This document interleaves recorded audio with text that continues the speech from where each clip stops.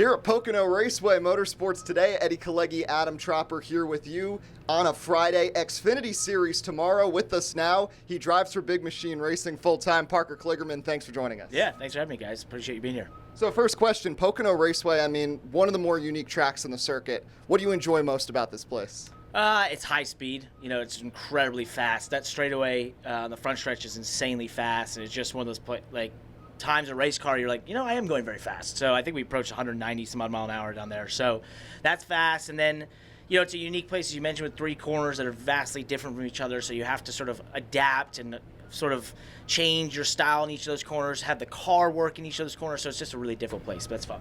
Yeah. Speaking of unique, last week was the Chicago street race, and you had your best finish of the season. So just how do you feel about that, being able to build off of the momentum going into Pocono, and just the environment once again at the street course in year two? Yeah, I loved it, man. I thought that event is so cool. I love being in a street course. There's a lot of passing zones, which really surprised me. We didn't get to really experience that last year, but the passing zones were there because stock cars, you can just sort of take real estate from people.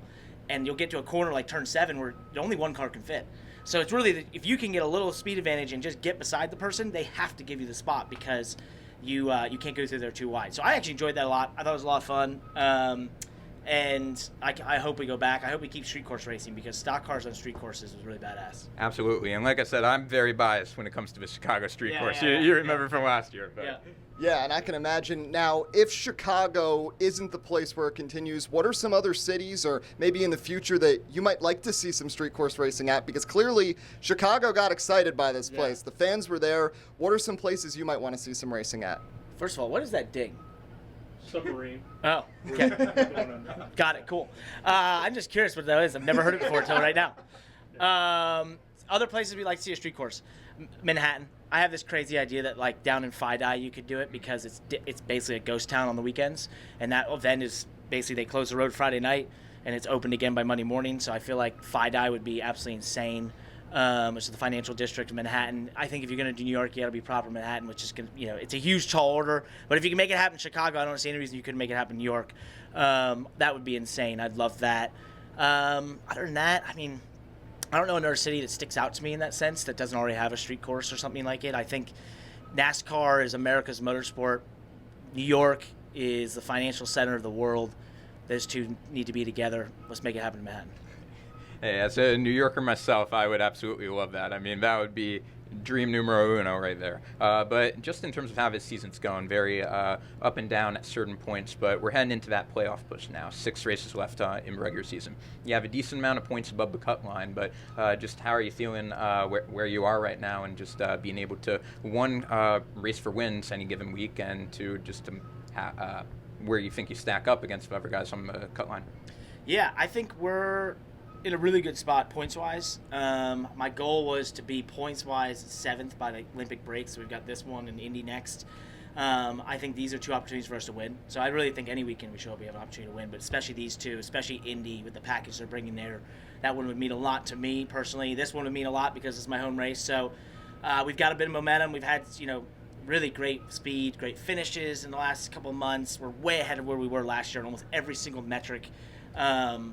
Actually, the only thing I think we're behind is finishing position. Our average finish is worse, but we have so many more points from running better and getting stage points and that sort of thing. So I think we're doing a lot of great things as a race team, and therefore the playoff bubble is not something I'm paying attention as much as, hey, how far up can we get here points-wise so we seed ourselves well in the playoffs, and where are we going to get that elusive win?